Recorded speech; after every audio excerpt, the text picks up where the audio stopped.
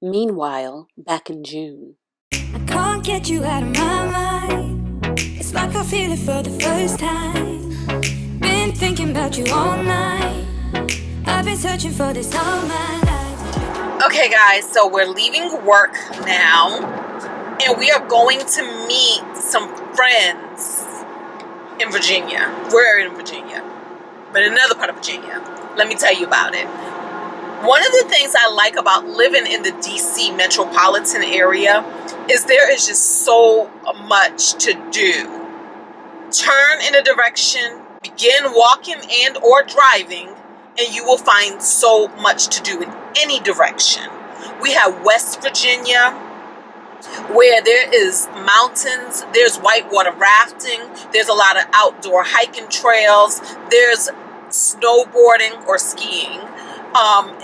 Then you go 2 hours, an hour to 2 hours in the other direction. You're running into Baltimore, you're running into Annapolis. You can go even further and end up in Pennsylvania, Philadelphia. Go in another direction. There's Virginia Beach, there's Richmond, there's theme parks. Go in another direction. There's museums, there's history, there's culture. And so right now we're going in the direction of Mount Vernon, Virginia, where we are going to visit George Washington's home. And I am meeting a YouTube friend there. She's actually vacationing and she's coming through the area, and we're going to meet up there. Hopefully I get there on time. I'm not supposed to turn this fan down. Hopefully I get there on time. I'm kind of pushing it. Oh yeah, I'm pushing it. But it's okay. It's okay. We'll rendezvous at some point before or after her 2 p.m. tour.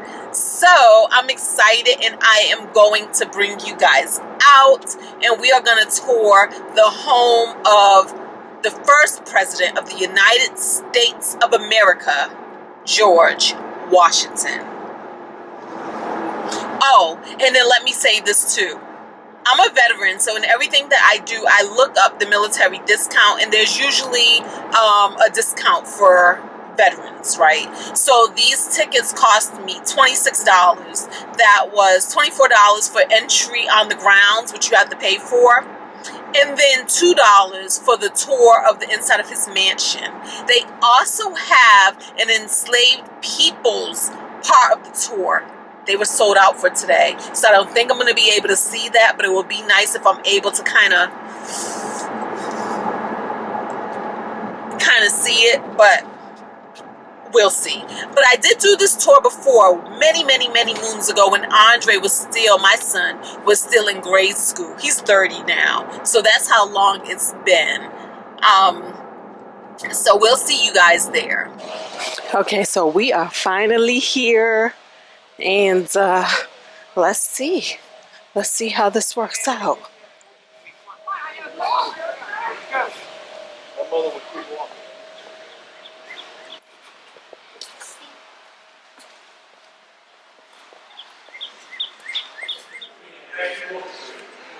Oh wow, this looks huge. Oh my goodness, guys, y'all don't even know. I'm obsessed with doll houses. Oh, this would be a magnificent dollhouse.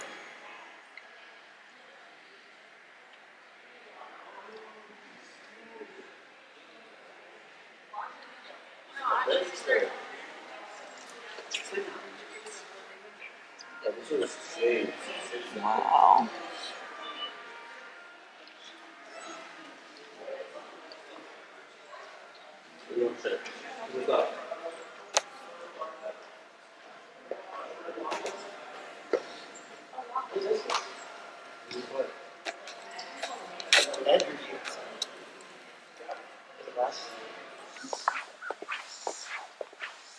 And this is the house.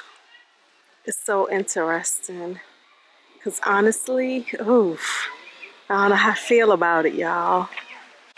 Look at this. It says Slave Memorial. It's down this trail. Let's walk down here. So yeah, so like I said, I don't know how I feel about it, Only because looking at that huge dollhouse replica of the mansion, and to know that it was built from the free labor, the enslaved labor, the forced labor of my ancestors, of people from my background. I don't know, you know, because you look at wealth in America and you look at the things it takes to become wealthy, and for so long we've heard the narrative of work harder, work harder, work harder. Work harder, work harder, work harder. Go to school, get educated. But what about all the people who didn't have to do that? All the people who just was able to just take other people and make them build their riches for them. And then they were able to pass down those riches to their descendants. But what about my people? And to this day, we're still given a hard time as to why are you so far behind? It's because you're not working hard, because you're not doing this, you're not doing that. But there were so many people who didn't have to do that. They literally stole the shit and called it righteous, called it their birthright, called it God gave it to them, favoritism, things like that. So that's why I'm saying, just seeing that big mansion is just like, nah, child. All right, let's have a pleasant day, guys.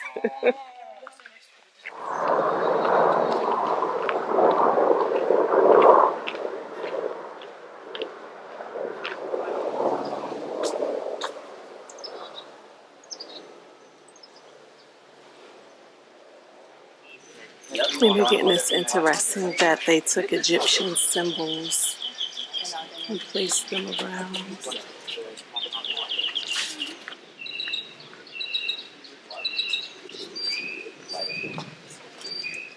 1837 was when this was built. In fact, if you look at the brick walls over there, you see carvings of letters in there. Those are from Civil War soldiers. This place was considered neutral ground. They'd have to leave their uniforms and all weapons, and they would nobody come in and visit.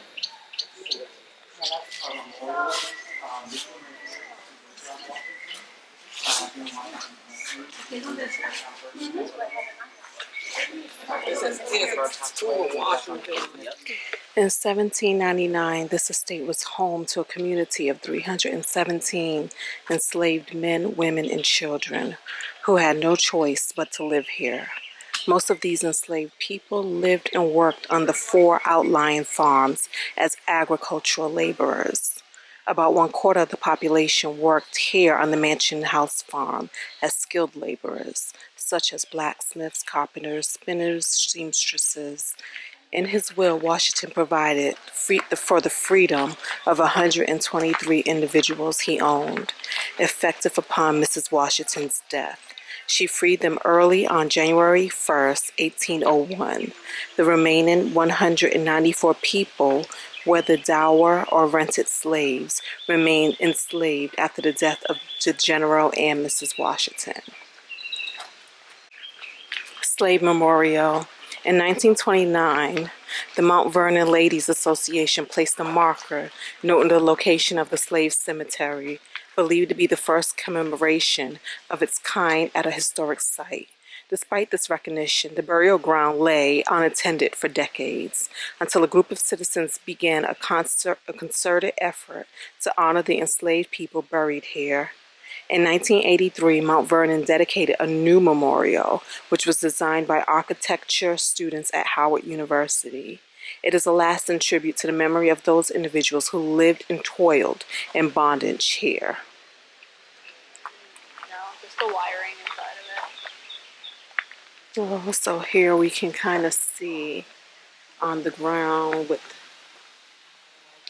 rocks as markers where the archaeological surveys may have found bones and evidence that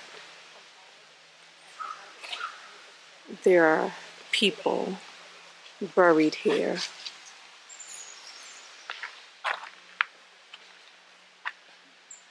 in memory of the many faithful colored servants of the Washington family buried at Mount Vernon from 1760 to 1860, 100 years. They were identified unidentified graves surround this spot. 1929. And the estate sits right on the Potomac.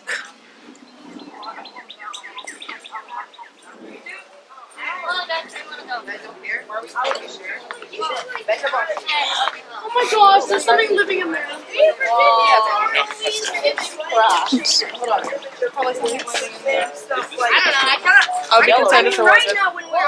Right now, as soon as we got to George Washington. No, right now when we got here, he literally said to me, "This must bring back memories." Yeah, you've been here before, right? No. The way you said it, I said, "Oh, slave live here," and then you were like, "Ah, that must bring back memories." No. Stop trying to make it. So here, over here in this area where the old vault is, and there's a group of kids, like a lot of field trips are happening here. And so it's a bunch of white kids and one little black boy. And the black boy says to Dylan, "Oh, this is the way where the enslaved people are." And Dylan, the white boy, says, "Oh, this must bring back memories." And that's what I'm talking about right there. Little white kids walking around feeling like they come from a lineage of royalty, that they come from a lineage pure, a lineage desired, a lineage full of wealth, where they can say to the little black boy, oh, now we're going to go visit your people because we already visited mine, the owners of all of this. And of course, the little black boy properly checked Dylan and all of the white people surrounding him. And I'm proud of him for that. Because sometimes when you're there and you're the minority amongst your peers, sometimes it's hard to speak up and find your voice. These kids were like around 13 years old. And he told Dylan, "No, don't try to clean it up now. That's what you said." But he wasn't angry or hostile. But he didn't let the inappropriate remark go unchecked. So this is interesting.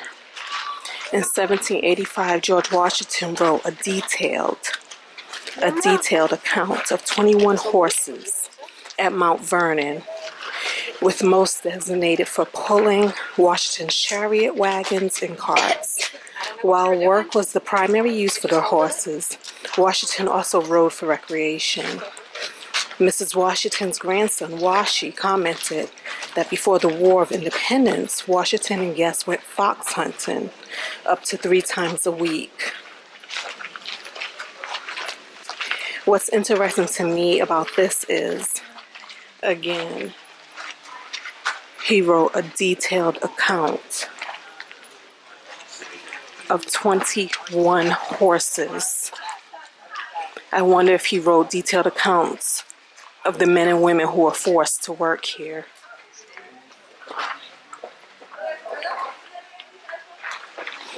Ooh, why does it still stink?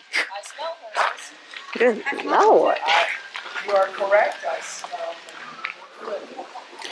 So George Washington purchased an Arabian racing horse, and Peter Hardiman, an enslaved groom, was leased from the Curtis estate and relocated here.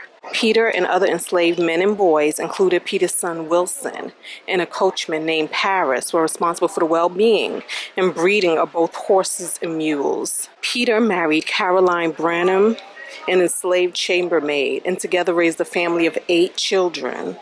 By Virginia law, Peter's family was considered property of the Custis estate. When Washington died, many enslaved families were split apart as the Custis heirs inherited human property and moved them to varying plantations. Peter and his family remained together as they were all inherited by Mrs. Washington's grandson. How nice of them. This place is pretty big, guys. Yeah, I would say it's definitely worth a visit. And I'm definitely going to be able to come back here. Oh, there's Laura.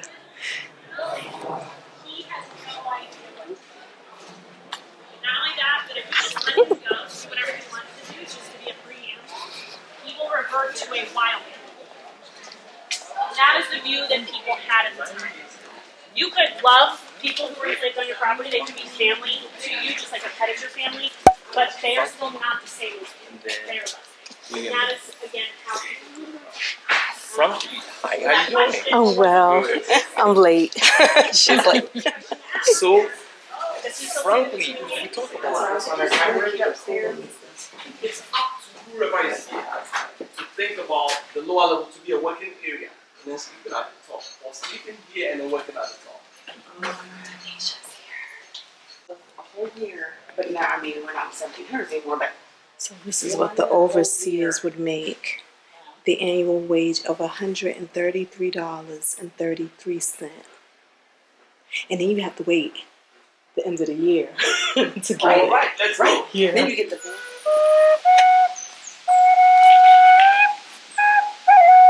It is my pleasure to celebrate the life of Caroline Vernon. As a seamstress and housemaid, Caroline made clothes for the enslaved people, cleaned rooms in the mansion, and lit the fire in Washington's bedchamber each morning at dawn. After Mrs. Washington's death, Vernon and her children were moved to Arlington House, the home of George Washington Parke Custis. Peter Hardiman eventually joined them there. Today, we remember Caroline Vernon. Kumbaya, Ashe. Come by here, my love. Someone praying, someone singing, someone crying. I like the shit. And a moment of silence, please.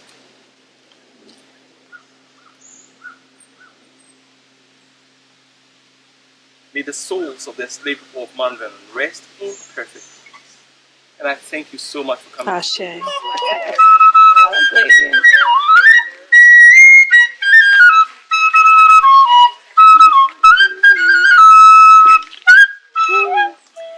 Oh my goodness, y'all. Look who it is, Laura Ann. We have so much in common. My middle name is Ann, her middle name is Ann. Now, this is the thing. So we're at George Washington Estate. Y'all already know that. Y'all already know that. But do you remember how we met? I do. Oh, shoot, you do? Yeah, of course I do. Because I do these things. This is what I do. I thought it was from me finding your videos. Oh, was it? Yes, I think it was. I'm about to make up a story. Are you sure? Tell me your story. I have a story. Okay, and then I'll tell you mine. Maybe, okay. Her story might be right. Did you find me? I think I did. How? Because I watch a million videos about travel. Okay. But I watch a million videos specific about travel, and YouTube, I think, had recommended me like one video of yours where you were maybe in Japan, like snowboarding. Oh, That's one of the, well, maybe it wasn't that.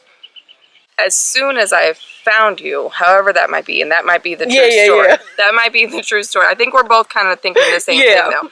All I know is that when I first found you, I binge watched like all of your old videos. Like I went back to all these like travel videos. I'm like, this lady has been everywhere. How does she do that? How does she afford that? And then like your channel was about like, so that's when I started watching the budget channel too. So I subscribed to both because I like both your channels because like you said, I like the relationship between you and Jay and just following that along. And you guys are funny.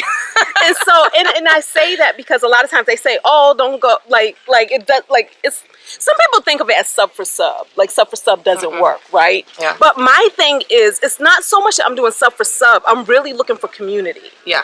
And that's how we met. Genuine. And exactly. Yeah. Because I was like, I can't promise somebody I'm going to watch your stuff if I don't really like your stuff. Right. You know, and so her channel is Show Me an Adventure, and they travel around, but the main thing that they do that I keep saying I'm going to do is date through the alphabet. Tell them what that is. It's so fun, and we have done like so many different like pressing buttons. So it's dating, alphabet dating challenge, and I think it was popular actually like a couple years ago. Like we didn't make this up, but there's not a whole lot of people out there doing it. Yes. But it's so fun. So we started with the letter A, and we went and we're from St. Louis, so we did the Arch and Anheuser-Busch Brewery Tour, and then we ate at some Italian place that started with the letter A. But like we try to do like all of our date nights since we started this challenge have mostly been like following along that one letter, the next letter of the alphabet, and trying to come up with things. Because you guys are like y'all going on N now? Yeah, we just did N. We did the Native American. Okay, yep. Because remember, you commented about your aunt. Yep, Native American at night. It's so funny. Mark, her husband, he is hilarious. Because then he just busts out with all of these random N words, and it just goes with the date. Yeah. But I keep saying we're going to do it, and we're supposed to start at A. Yeah. And I've been saying this for months. You've been saying it ever since we started. Oh my God. We're halfway through the alphabet now, and every comment still trying to do A. We're going to start one of these days. Yeah. I like it because it pushes us out of our comfort zone. We like to do different things, and not just like go to dinner and a movie every time we go out. Yeah. We like to try to have new experiences together. So it is so true, guys. If you are looking for something to do, and you don't have to be in a relationship to do these things. You can date yourself, you can date with your friends, your children, and start with the A and challenge everybody. Come up with some A things we can do. How can we keep this on theme? What are some foods that start with the letter A? Anything. You can do it at home. Anything. Like, you don't have to spend money to do it. But I want to spend money to do it. You don't have to spend money to do it. In my mind, you can stay on the budget. In my mind, we were going to Annapolis, and we ain't make it. So, I mean, and now they're here. Now you guys live in Missouri. Yeah. And they are here in Virginia. Yeah. And so I skipped work today, and I'm here with them. Yay. Well, Mark's not here. Yeah. But, so I just wanted to let them know how we met. Check out their channel, I and All of the Skies. And, it's a good time over there. They have a whole farm. They have animals, pigs and cows and horses and you eat your own chicken eggs, right? Do you have chicken? Yep. All right. Do you slaughter your pigs and eat them? We do. and the cows. Hey, budget life, cutting out on the grocery bill. I'm like going from arm to arm. Oh, good Lord, this camera's heavy. Y'all are heavy. Okay, so I just wanted to open up. I wanted to introduce you guys to Show Me an Adventure. Laura and Mark. I'm so excited we got to meet. Yay. In person. So I can't get you out of my mind. It's like I feel it for the first time. Been thinking about you all night. I've been searching for this all my life. You're just my type. I've been